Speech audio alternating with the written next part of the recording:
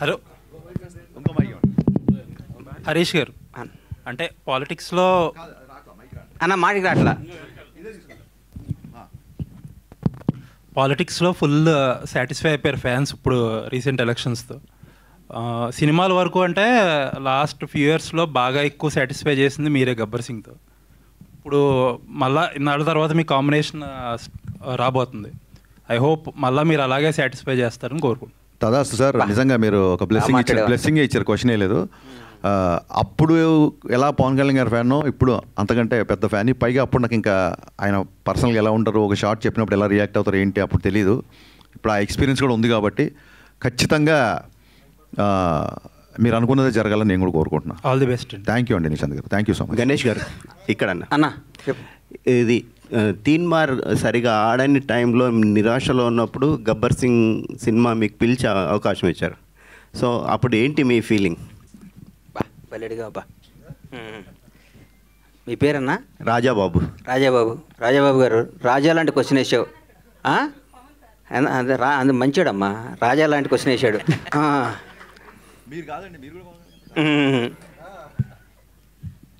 తీన్మార్ కూడా black buster cinema వద్దనుకునేవాడు నేను. ఎందుకంటే భలే ఉంటుంది సినిమా, భలే గుండెకి హద్దుకునే సినిమా అది. చిన్న మిస్ఫేర్ చేయడం వల్ల మిస్ అయిపోయింది. దాని టైలర్ ఈ రోజు కూడా నిన్న మొన్న సినిమా చూస్తుంటే ఏమో ఈ సినిమా ఎందుకు ఆడలేదని పెద్ద $1 million క్వశ్చన్ నాకు. ఆ తర్వాత ఆ సినిమా ఫెయిల్ అయ్యి బాగా డిప్రెషన్, నేను బాగుంటే హీరో గారు మాట్లాడుకొని నన్ను పిలిచి, మహానుభావుడు, ఈ సందర్భంగా ఆయన్ని ధన్యవాదాలు చెప్తూ క్షమించమని కోరుతున్నా, మంచి గుర్తు చేశారు నాకు. ఈ అవకాశాన్ని వచ్చిన వార్త ఫస్ట్ చెప్పి మాట్లాడి పెట్టి త్రివిక్రమ్ శ్రీనివాస్ గారు. త్రివిక్రమ్ గారు పొరపాటున ఎవరో ఫ్యాన్ ఫోన్ చేస్తే మనం ఏ మూడ్లో ఉన్నామో నోరు జారటం వల్ల చాలా తప్పు చేశానని ఫీల్ అయ్యాను, చాలా బాధపడిన. తర్వాత ఇద్దరు మాట్లాడుకున్నది వేరే విషయం. కానీ ఈ సందర్భంగా ఆయన క్షమాపణ చెప్పాల్సిన బాధ్యత నాకుంది. నాకు ఈ సినిమా రావటానికి, ఈ సినిమాని హరీష్ శంకర్ డైరెక్టరు, నేను ఫస్ట్ ఆ సినిమా కొన్న నాతో కొనిచ్చాడు హీరో గారు. సోను సూద్ తీన్మార్ షూటింగ్ జరుగుతుంటే ఈ గబ్బర్ సింగ్ని దబాంగ్ సినిమా బ్లాక్ బస్టర్ అయింది, అది కొను అని చెప్తే హీరో గారితో మాట్లాడకుండా కొన్న హీరో గారు చేస్తాను, ఆయన సొంతంగా చేసుకుంటాను, హరీష్ శంకర్ డైరెక్షన్ పెట్టుకొని చేసుకుంటాను అన్నారు. మొత్తం ఫోటోషూట్ కూడా అయిపోయింది, గుర్తుందన్న నీకు? ఫోటోషూట్ కూడా అయిపోయింది, అంత అయిపోయింది.